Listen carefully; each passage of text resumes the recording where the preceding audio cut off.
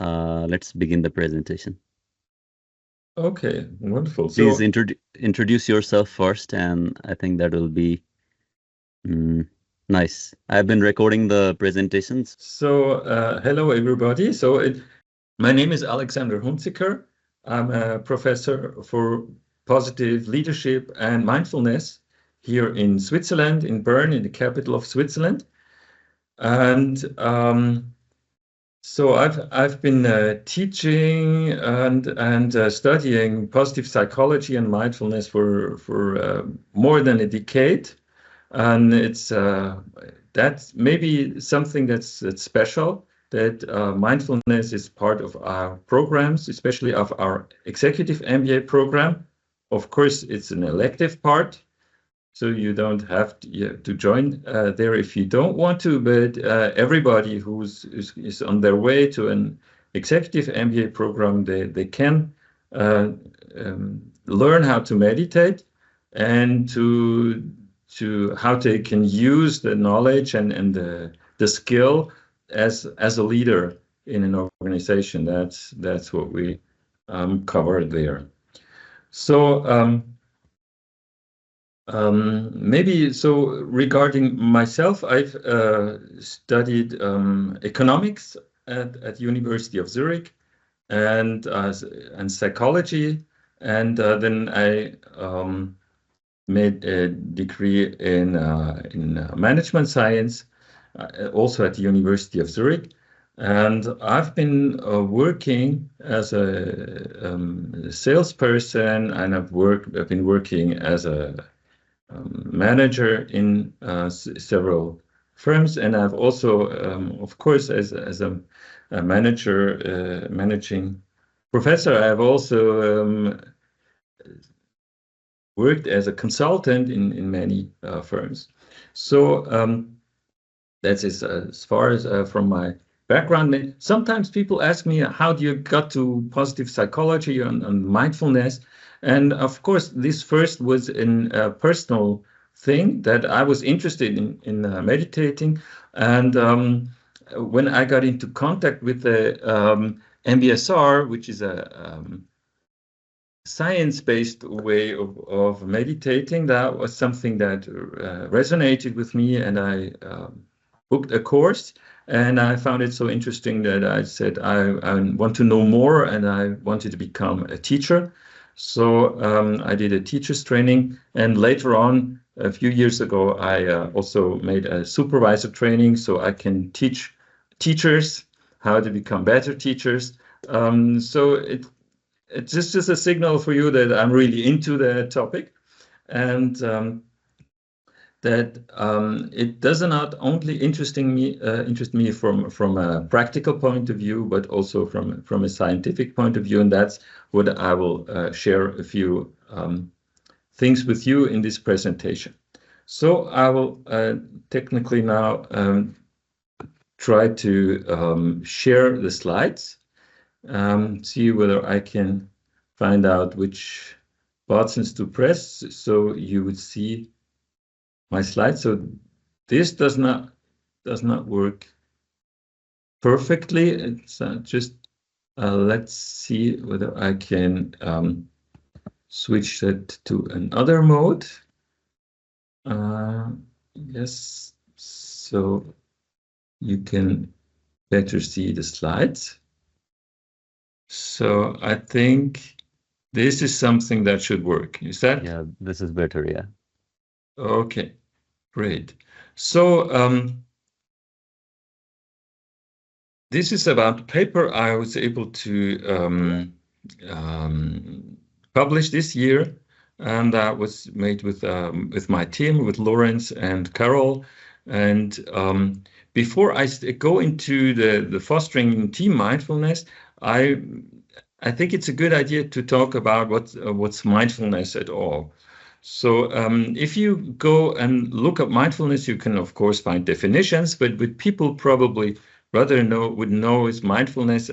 If you look for pictures that would signify mindfulness, you will find a lot of pictures regarding mindfulness on the internet. That is a person that is sitting with their legs crossed. So crossing legs, it seems to be an international signal for meditation, even though you can meditate in any body posture. But this seems to be quite normal. And if you look at the pictures, you would also find more commonalities. Pictures about mindfulness would include a person with their legs crossed, and the person usually is a woman, and she's sitting with her legs crossed in the nature, probably at the shore somewhere, and if usually that's at sundown. So you will find a lot of pictures like that. So that seems to be the iconic picture of mindfulness. And if you go for looking for a picture that would signify mindful leadership, because I work at the economics department, so mindfulness seems to be important regarding the managers and leadership. Then you would also find a person with their legs crossed, but this time it would not be a female, but a male person. And they would not sit at the lake, but they would they would wear a tie or at least a suit, and they would sit on a desk. So that's the iconic picture of mindfulness in the business context. So now I think that's important to know, because when I teach mindfulness to students, we never have our legs crossed, actually. And if I teach managers how to meditate, we never sit on the bench. We always sit on chairs, and that works fine. So this picture these pictures are quite misleading, even though it's not completely wrong. You could meditate on a bench, and of course you can meditate on a beach, and but it doesn't capture the thing that's most important. So what's really important about mindfulness? Mindfulness is a state of mind. It's a state of mind that's best described by being present in the present moment, being present in a specific way, which is open and kind and warm-hearted, maybe. That would be words that describe it. So being in the present moment with an open mind, with an open heart, that's what mindfulness is all about. So what it excludes is thinking about the future. So if I'm thinking about the future, I'm probably not mindful. And if I'm thinking about the past, I wouldn't be mindful either. If I know what's happening right now, and I'm not being judgmental, I'm just being interested what's happening, that's when I would be mindful. So I've tried to find out better pictures than the ones I've shown you.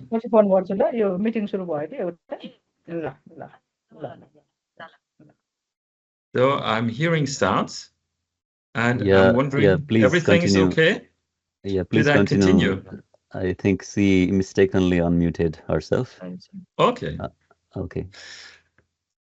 I would continue with my search for a good picture that would signify mindfulness.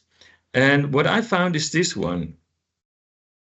And maybe you don't know the person, but you might see what this person expresses is probably presence in the moment and in an open, a kind way. So I think that would be a good representation of what mindfulness means. And yes, you might not know the person, but he's pretty famous. He's David Kelly. He's the founder of IDEO, a firm who has won several international prizes for industrial design. And if you ask David Kelly, why are you so successful with your firm? Then he would say, of course, we have lots of experience, and we've done our experience mindfully. So maybe that connects the picture to mindfulness even more. So if you want to define mindfulness, you could say it's a basic human ability to be fully present in a kind and friendly way. And if you do a mindfulness training, like I've done an MBSR training, mindfulness-based stress reduction training, then what you train is to reach that state of mindfulness when you need it. So basically, being mindful is not difficult at all. That's what you do sometimes. Maybe when you go for a walk and you go hiking and you have a nice view, you would probably be mindful. You would look at a landscape, you would be fully present in the moment in a kind and friendly way. So actually, it's not very spiritual or it's not very special. It's very, very common. So everybody can do that. It's very human. But being mindful, when somebody approaches you and is being reproachful to you and says you've made a mistake and you owe me an explanation or something, and if you'd be mindful at this very moment, that would be special, and that's something that you can learn, and that has a lot of positive consequences if you do learn it. To better understand what mindfulness is, I brought you another picture. So I hope you can see it well. And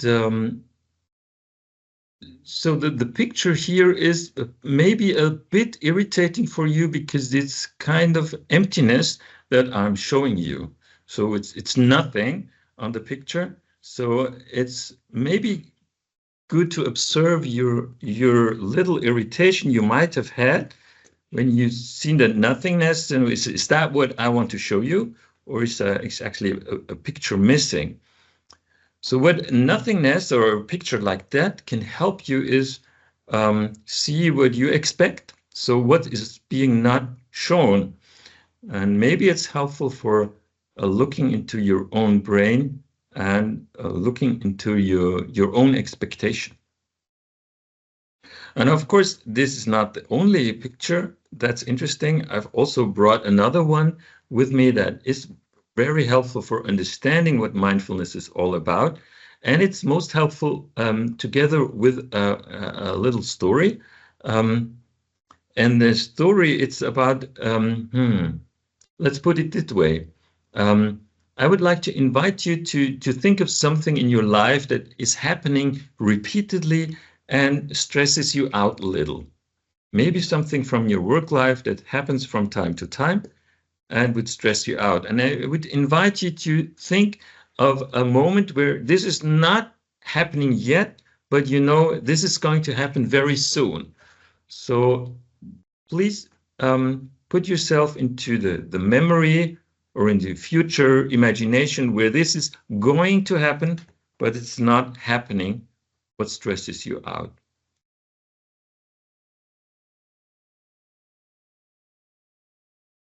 And then let the situation unfold and observe what's happening. Now the stress is coming in.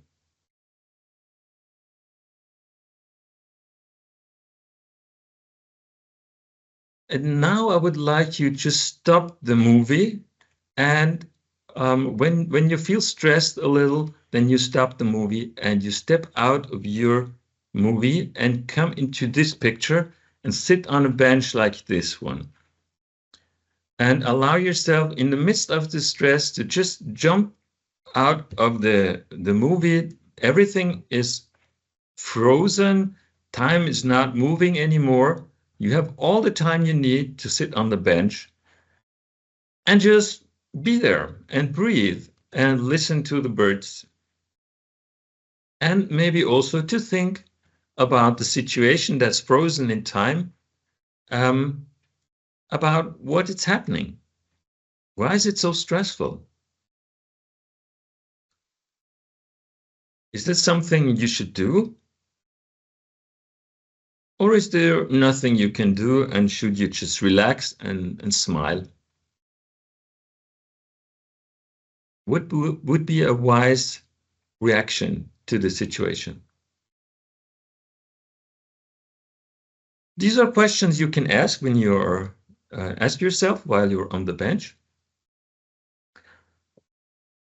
Exactly, and then there's nothing much more that you could do. So when you've sit long enough on the bench, you can come down from it. You can go back into your movie and let the situation unfold. And they would give you some time to just imagine that happening.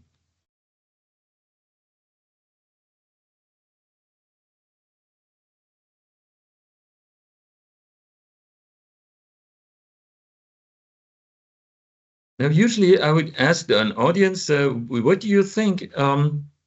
Would that be helpful if in real life you would have a pause button and a bench like that, and you could, anytime you feel stressed, you could press that pause button and you could sit on a bench. Would that be helpful? Would that make a difference? And usually most people in the audience would say, yeah, that would be cool. And some people would say, no, I don't think it wouldn't make a difference. And I think both parties are right. Those who think it wouldn't make a difference, they're right in a way that the problems still persist, so nothing is solved like that. And those who say, yes, it will make a difference, they're right too, because the difference that it can make is that usually when you're stressed, you lose the contact with your resources. And when you have time, when you have a good environment, you can get in contact with your resources and with your own wisdom.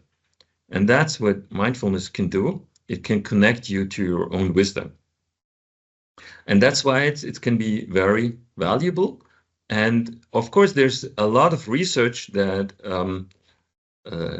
has been trying to find out what effect it might have. And today we know from hundreds of studies what the effects are if you go on and do a meditation training for maybe 8 weeks. You would have some measurable effects on your body. There would be reduced blood pressure. If you have too high blood pressure, you have less stress hormones and you have better immune system. And there are also psychological effects. That would be you have better capacity to perceive other people, especially nonverbal cues. You can concentrate better, you're more resilient, you're happier with your life. And what's even more difficult to measure is what happens with your interaction. So would it also have an effect on your behavior? We also know a lot what's happening there. You're better at negotiation, you're more creative, and you would be a more empathetic person. So these are things we don't only know from single studies, but we know it from meta-analysis that's especially looked at mindfulness studies that were done in the workplace with healthy people, that they would have less stress, less burnout risk, more health, and better performance. So that's what we know from meta-analysis. That's what's happening when you do a mindfulness training. And we also know that these effects are relatively long-lasting. I'd say they're lasting for more than half a year. And some of them are even getting stronger during the 6 months that have been measured. And what we also know is that the effects are stronger if you combine them with positive psychology. These are a few studies that show that. So we have a lot of positive effects that come with here, and I will not read them out and just give you a moment of time to read.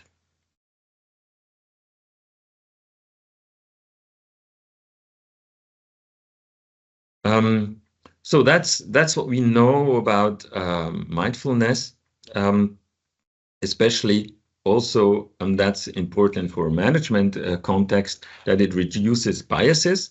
So there are about 22 well-established perception biases that were researched in a random control study where some people got some mindfulness inductions and others didn't.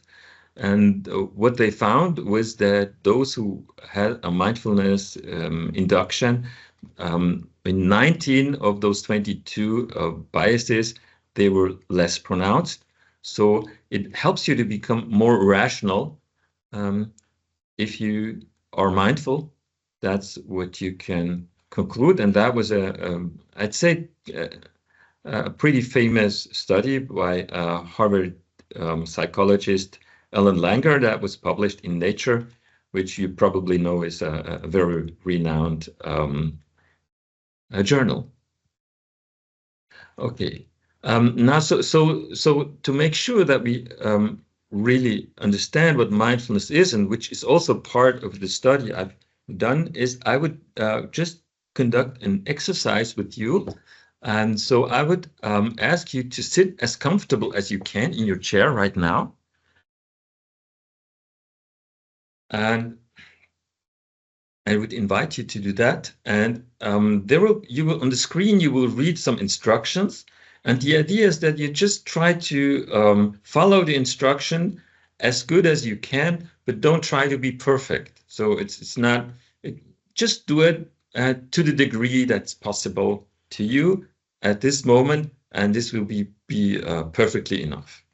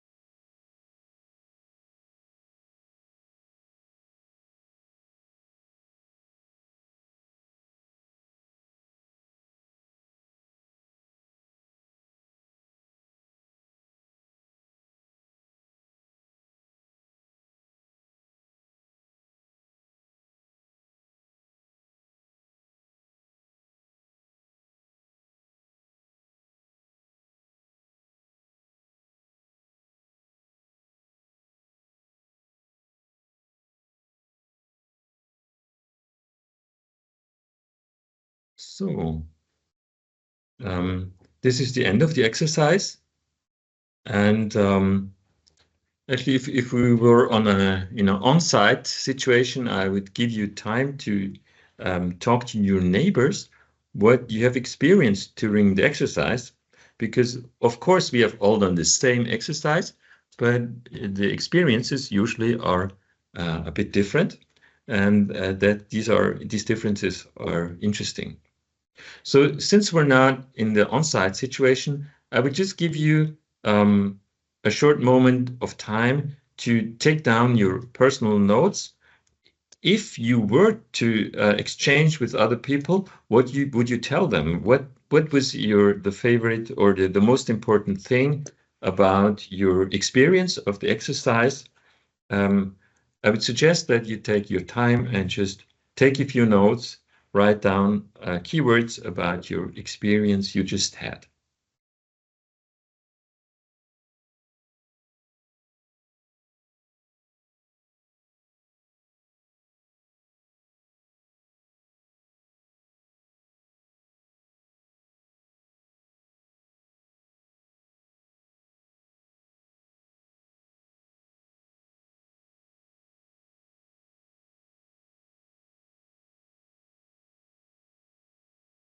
Okay. Now, then I will continue.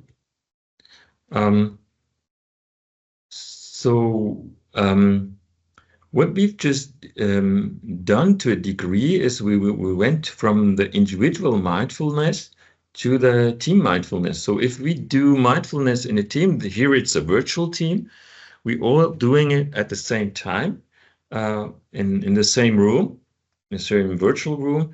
Is that the same thing or is that different from individual mindfulness?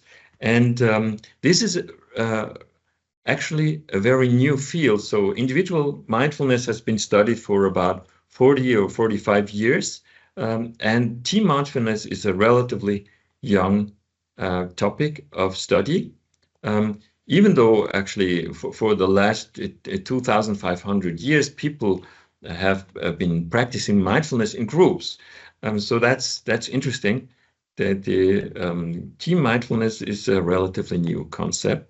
It's a group level, whereas individual mindfulness is a state-like quality. Team mindfulness is a shared belief. And we'll just point out what kind of belief it is. And so far, there are hardly any studies about it. There are few, but none was an intervention study as the one that I'm going to show you in a moment. So team mindfulness is a shared belief among team members that the team interactions are characterized by awareness and attention to present moments. So the same thing that we've just practiced regarding our own thoughts and feelings, we would also practice the same when we are interacting with each other as a team. So that's what it's basically about, is this experiential, non-judgmental way of dealing with things that in individual mindfulness is something that's happening in your brain. That's something that in team mindfulness would be happening in our conversation. So, and it's the belief that how we would interact. So that's what team mindfulness is. And there's a scale that's been developed by you and Selma Bruhn. And that's one of the things we'd actually developed. So what I've developed was the idea that if there are meetings and there are leaders who hold meetings every week, so we had leaders who had weekly meetings. What would happen if the first 4 minutes they had to start the meetings similar to the intervention we just had with the black slide? What would happen if the first 4 minutes of those weekly meetings would be mindful minutes? So I had a training with 11 leaders who were leaders of a total of 59 followers. And I trained them to deliver this presentation. And you might ask, does it really take half a day to just click through a slide? Actually, the training concluded also doing it without a slide, so with an oral version. And what was even more important is to show them how they could bring their team along. They have lots of concerns about what do I do when people in the group don't want to join, or if there are irritations, how would I deal with that? So we covered that in the half a day's training. So about communicating about the intervention was very important. And the content was very similar to what we just had. There's a body scan part, and then there's also intention setting about the meeting, something we did not have in the exercise just before. And so the research question was, can that make a difference? I mean, it's just 4 minutes for 4 weeks or for 8 weeks. So after 4 and after 8 weeks, we had a measurement. Can such a short intervention just have an effect? And the hypothesis we had was that team mindfulness would be positively influence psychological safety. You might know the concept. There's lots of studies that show that psychological safety is strongly connected to team performance. And of course, meeting effectiveness. These are the three things we hypothesized, and that's why these are the things we measured. And after the training, we had a survey, and they delivered their the managers delivered the intervention to their coworkers, T1 survey, and then 4 weeks later, another survey. And at the end, we had a focus group, so we wanted to talk to the leaders about their experience. So we had this kind of mixed method approach to the situation. That's the research design. And here you have some data about the sample. As I already said, there were 11 teams, 11 leaders. And actually, we have a number of 70 employees, 49 had all the questionnaires filled in that we could use. Average age, you see tenure, how long they worked. And what's also interesting is that the experience with mindfulness of the leaders that we asked, it's pretty high. We just invented a scale from 0 to 5. How experienced are you with mindfulness? With 5, you were an expert yourself, and with 0, you had no idea about it. So you see it's rather high, probably higher than average leaders. And that gives you an idea that the intervention might not work with any leaders, but maybe you need to be a bit more positive and interested in mindfulness. You would see that 4.1 is also a value that's probably higher than average leaders. So we wanted to have an idea about this. So that's why we asked that. And here you can see the results about the 3 scales that we used. And you can see that already after 4 weeks, we had psychological safety up. It was, okay, I can see that it's significantly, but it's only 0.36, so that's enough to qualify for significance, but it's not that high. But then after 8 weeks, we had very high significance in team mindfulness and in psychological safety, and in meeting effectiveness, we did not measure a significant effect. So, which was also a bit disappointing, but actually it also made a lot of sense that if you wanted to have more effective meetings, probably the meeting quality of the leaders were quite different, and probably some other intervention would have been helpful to do that. So these are the results, which I think are pretty astonishing, since the intervention was so small. If you think it's 4 times or 8 times, just 4 minutes. Then what we discovered from the interviews with the leaders, they said this intervention, these 4 minutes, changed the group dynamics. So people were different, they were more present, there were better discussions. So actually there was just also informal report of positive effects. What they also said that was the positive effect was decreasing during the meeting. So if most of them had an hourly meeting, and they discovered that in the first half of the meeting, the positive effect of the start was more intense than in the second half. And they also said that the training was very helpful, and they would not have dared to do the intervention without the training. So the training was really as it was intended, making them confident that this is going to work. Yes. Then some data we also have is regarding concerns. Here I have some things in German. So the first column is there are concerns. That's more than 20 people. No concerns or no answer. These are the 3 columns. And those who had concerns, we asked them, what are your concerns?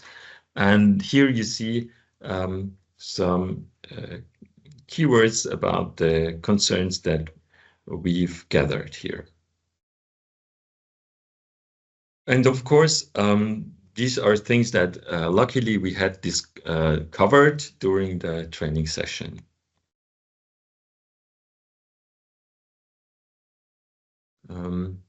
So after things were over, we also asked about the general impression of the intervention. And as you can see, most of the people thought it's positive. The second column is average. The third is negative, and no answer is the fourth column. And of course, those who answered with medium or negative, we asked them what their concerns were. And here you can see the keywords about that.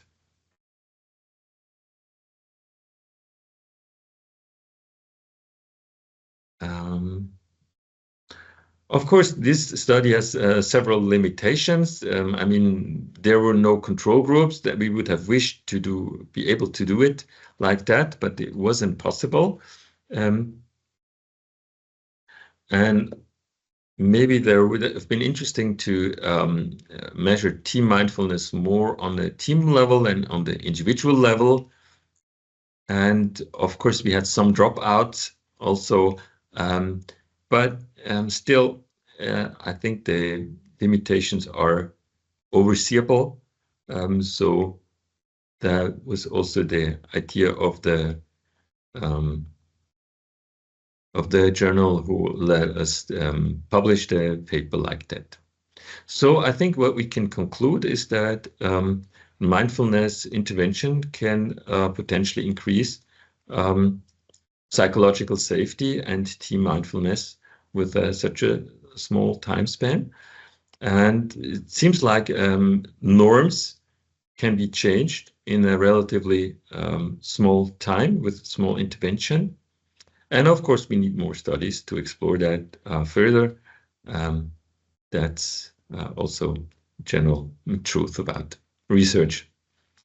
So, and here I have a few things that we've, literature parts that we've used to develop that.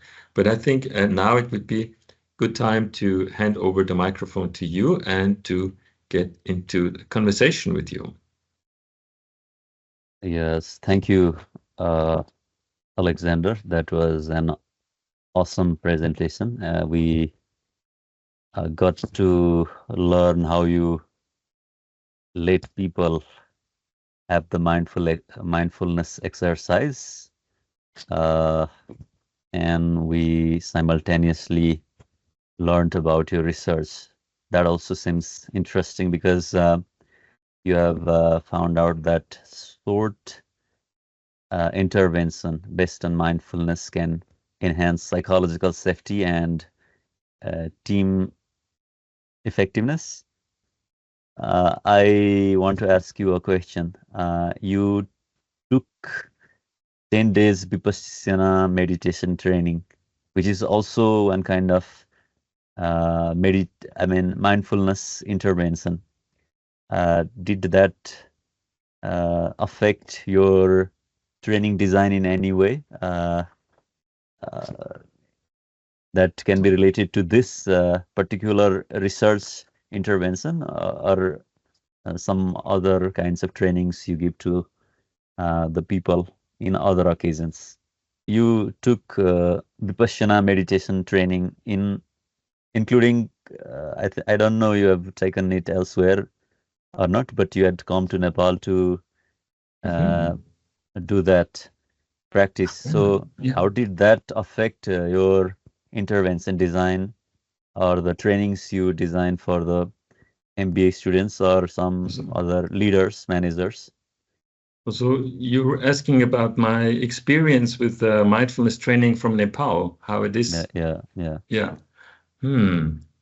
So I would not see such a direct effect, but what certainly is important, and that was the reason I took the travel, was to find to ground myself more in the understanding about what mindfulness is. So and having a really multicultural perspective makes me more confident. And I think this confidence and this groundedness is something that's important, because mindfulness is not just an intellectual thing. And especially teaching mindfulness is just not about explaining things, but it's about experiencing things and about dealing with irritations and people would observe things in their mind they're afraid of sharing. And so there is very little things that decide whether you would ask a teacher whether something very awkward that's happening in your brain, or whether this is normal, or how you should deal with anything that bothers you. And if the teacher is somebody you can really trust, and I think that then you would become a more effective teacher. And I think the teacher being grounded in mindfulness himself or herself is a really strong factor in whether people would open up and speak their minds. So I think my visit in Nepal has helped me fundamentally to make a great step forward in incorporating mindfulness in my life, and thus becoming a better teacher. Yeah. yeah. I have another question regarding your research. You basically designed the intervention and gave it to the teams through the Yeah. leaders, through the leaders. Yes. You have you also decided to or include the uh, qualitative part in the research design. Why did you Yeah. do that? What additional findings were you aspiring to get while you decided to include the qualitative part? Well, actually, this kind of research is very new, so I would not exactly know how this intervention would land. And of course, I was hoping for good results, and we got them, but it could have gone otherwise. We could have had no results, and I wanted, in case this does not work out on the quantitative level, I would at least want to know what happened to people so I could design a better intervention next time. So I think that was some kind of security measure in case anything goes wrong. But it was also a kind of curiosity thing, because there were only three hypotheses, and only, I mean, we could have taken a fourth or a fifth, but still there's a lot of unknowns about how this intervention lands with people. And that's why I wanted to talk to them and be very open and say, maybe there's something we haven't ever thought about it. We would never think about measuring. So that's why I think it was very important to have that. And so I think it was an interesting thing to hear that the effect was stronger in the first half of the meeting to the second half. Um, so and I cannot connect it to a concrete action already, but I think it's important to see, okay, this is wearing off. This would probably not last for a day. It only lasts for half an hour, but still it could be something that makes a difference.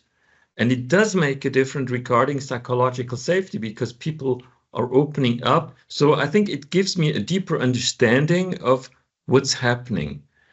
And I think if the a research field is very mature, you would know a lot of things about it already. So you would only measure a few things you don't know. But here, there's so many things I don't know. That's why being qualitative and being open to the results is adequate.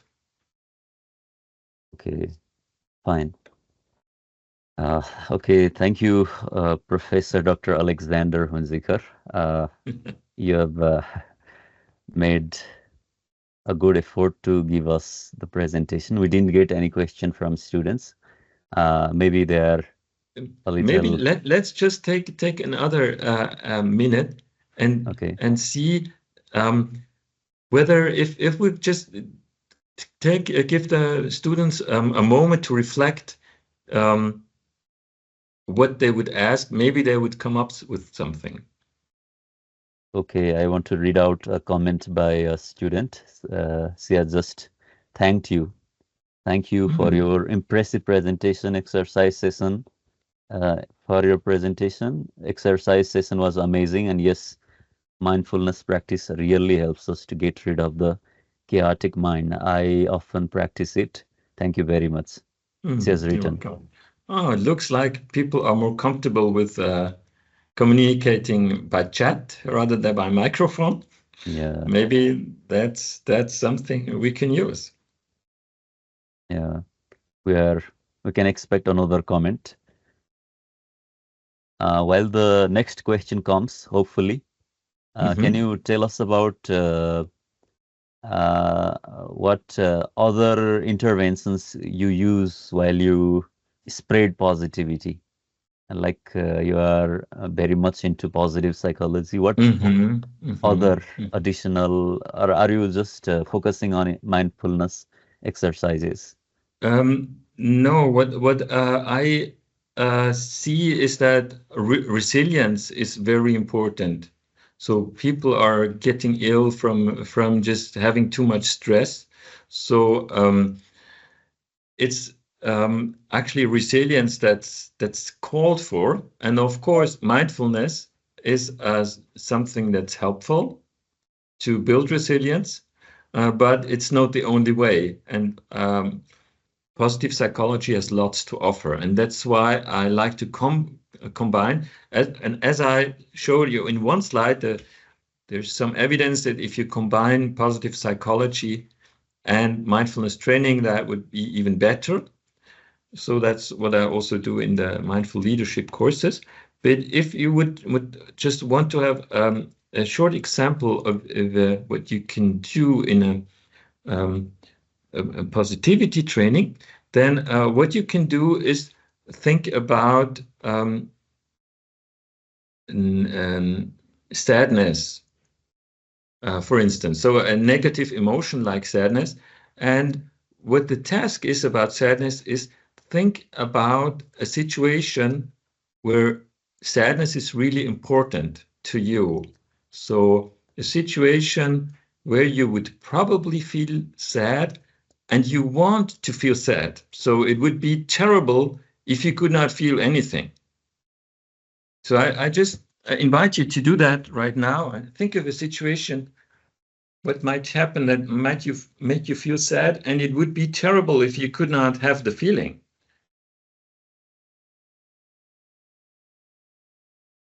And I'm not sure if everybody of you can come up with something, but probably if something that's close, somebody who's close to you dies, and you would not be able to feel sadness, that would, to me at least, that would be terrible.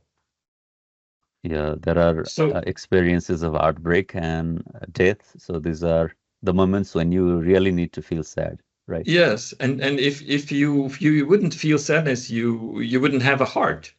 Yeah, So I don't want to be a heartless person. So thinking about negative emotions and about the positive things, why am I happy that I can feel sadness? Is something that makes people stronger and helps to train optimism which is the capacity to discover positive things in negative situations. Okay. Now we have another comment by another student. Thank you so much for your useful presentation. And here is a hand raised. I guess, yeah, here is a hand raised. Sanjay Adhikari, if you have any question, you may ask to Professor Yeah, just open your Alexander. microphone. Yeah. Yeah, unmute yourself and Asks that being a chronic disease clinical specialist, I work with a actually renal failure patient, chronic disease patient. So how can we connect positive psychology, or what you say, your mindfulness, with coping the chronic disease patient, they are with uh,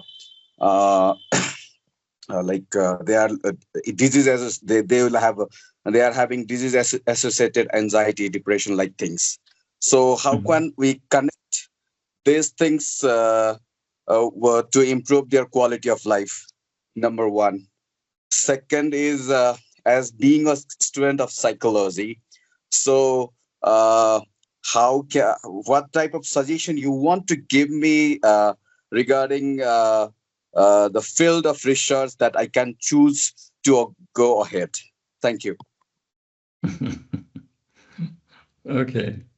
Um, so for the first thing, um, um, so the first question was about how can you improve the lives of people with chronic disease using positive psychology and mindfulness? And so I cannot just give you the definite answer how you can do it, but maybe I have something that's close and can be inspirational. So what psychologists discovered is that if you look for people, if you have a bunch of people who have these depressions, and you know that there's a list of things that you have to experience every day. So to qualify for a clinical depression, um, you would also be able, if you ask them, do you have good moments in your day too? Is that happening in your life? Some people with depression would say yes, and others would say, I'm not sure, or no. So if you have those people who would say yes, you would ask them about those positive moments and how did they come along? How did they last? How long did they last? What does it mean to you to have those positive moments? If you involve them in a conversation about the positive things that are happening in their lives, you would discover that their depression is decreasing. So turning your mind to the positive things that are happening in their lives is helping them to deal with their depression. And as it turns out, is that in every person's life there are positive moments, even people with strong depressions. Those with strong depressions would not be able to discover them at first, so we probably have to help them. They would answer no at first, but if you stay with the question, and in a nice way, you might discover in everybody's life. And if you turn your attention to them, that's something that can have a positive effect. So that's something you would probably be able to work with people with chronic disease. How can you turn your mind to the positive aspects of your life without denying the other ones, but just giving it more weight? So that's a way I would try to use positive psychology to help people with chronic disease. And then mindfulness was actually designed, the MBSR training was designed to help people with chronic disease. There were people with chronic pain. So I think I would go back to John Kabat-Zinn's seminal book from 1979 and have a look there. So that was your first question. And your second question what field within psychology would I pursue if I were you? So that was something like that. So my reaction to that is, I think it's very important that something where your heart beats for doing it. So follow your heart is my most important advice. And if you do that and you still have some choices, your heart leads you 2 or 3 ways, then I'd say follow something where you can make a difference in the world. And the decision for myself was regarding resilience. Mindfulness and positive psychology are things that I'm absolutely passionate about, and I think I can make a difference in the world. But I think these are the 2 things to have a look at. Okay, thank you for those questions. Yeah, thank you, Alexander. I think we have just completed 1 hour and 4 extra minutes. So you have been constantly speaking for almost 60 minutes. So I think we are done for today. Thank you very much once again. I hope to collaborate with you in the future, and I hope we can be beneficial to our students in the coming days also. And I also thank all of the students who have attended this presentation in the evening time, the time beyond their college hours. So thank you very much, Alexander. Have a wonderful time ahead, and we'll end the meeting for today. Thank you, everybody. Thank you. Bye-bye.